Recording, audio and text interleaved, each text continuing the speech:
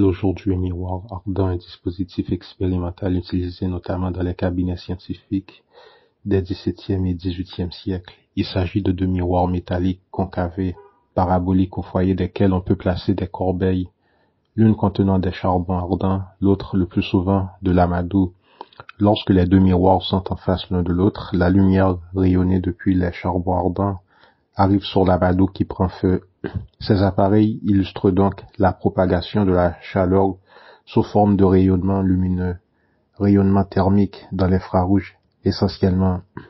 Archimède est réputé pour être fin stratège et l'inventeur de nombre de machines de guerre, notamment lors de la Deuxième Guerre punique pour le célèbre siège de Syracuse. En 213 avant J.C., allié aux Carthaginois afin de résister aux troupes romaines conduites par le général Marcellus.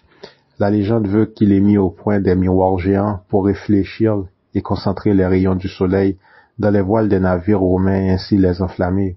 Les historiens antiques qui décrivent le plus précisément le siège de Syracuse n'évoquent jamais cette anecdote.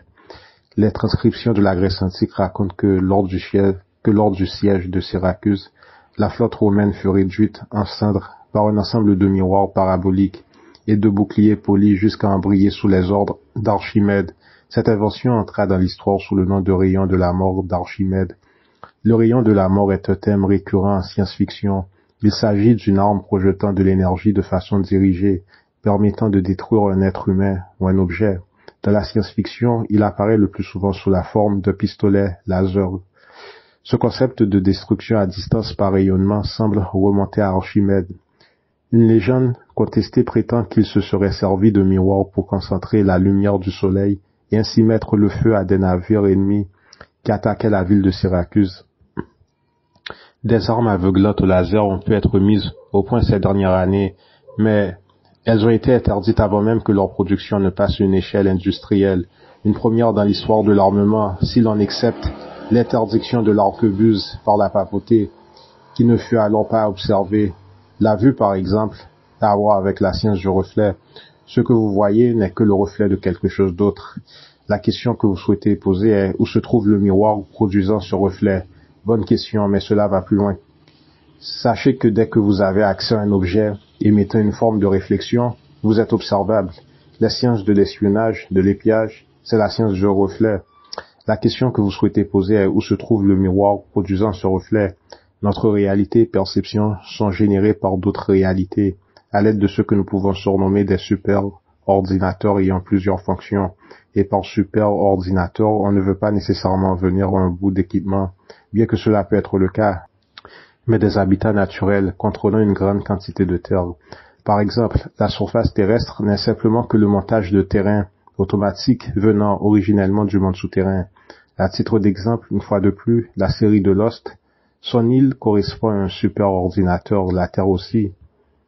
La projection solaire de la personne, c'est son ombre, ou encore l'ombre est la projection solaire de la dite personne, son reflet. Quelle est la densité, l'état de conscience par rapport à l'information environnementale? Ceci signifie que l'état de conscience qui communique avec l'information affecte ce qui est vrai, plus ou moins. La conscience de qui? De ceux étant capables, en mesure d'interpréter un tel environnement. Je ne comprends toujours pas. Quelle conscience? De qui? De quoi? Des ondes de vagues radiales interprétant des unités. Et où cela se trouve? Vous en êtes un à titre d'exemple. Les densités sont-elles donc subjectives ou objectives? Les deux à la fois. Mais comment cela? Objective en quel sens? Lorsque l'onde d'unité de conscience s'aligne avec la conscience du champ de réseau électromagnétique, alors la perception est plus objective que subjective. Quelle est la conscience? La vie. Qu'est-ce que la vie? La conscience. Cela devient circulaire. Qu'est-ce que la dimension? Une construction humaine car il n'existe pas mieux afin d'expliquer la relation spatio-temporelle en densité 3. Fait de l'extrait, et ceci à cause du temps. Souvenez-en-vous, à cause du temps, un mécanisme de contrôle. La question que vous souhaitez vous poser est où se trouve le miroir produisant ce reflet? Notre réalité et perception sont générées par d'autres réalités, à l'aide de ce que nous pouvons surnommer des super-ordinateurs ayant plusieurs fonctions, et par super-ordinateur, on ne veut pas nécessairement venir à un bout d'équipement, bien que cela peut être le cas, mais des habitats naturels contrôlant une grande quantité de terre. Donc voilà comment la réflexion, le reflet est utilisé aussi comme forme d'équipement et d'arme. blunt objects. The period of dwell time before the laser damages its target makes it slower than the Iron Dome. When you push the button, your beam touches the rocket at the speed of light. But then it has to keep pumping energy into the rocket until it melts or explodes or something. That process could take a few seconds and hamper its ability to combat multiple incoming rockets, Rubin says. On its own, the system could struggle to counter strikes similar to those seen in this video footage, where rockets are fired from position in Gaza City towards Israel in May of 2021. Still, Israeli officials said the Iron Beam could be deployed early next year. Israel's project comes amid a global wave of interest in laser-powered weapons. Countries such as the US, Russia, and China all claim to be working on the technology, which some defense experts say could be a key component in future warfare. The Pentagon is working with major defense contractors and testing advanced systems based on similar technology to Israel. And some US tools are estimated to be capable of firing a 300-kilowatt laser, which is more powerful than the Iron Beams. The more kilowatts of power the system has, the farther the laser can strike targets, although laser makers in the US and Israel told WSJ that the range of laser weapons can vary widely, also depending on the type of target.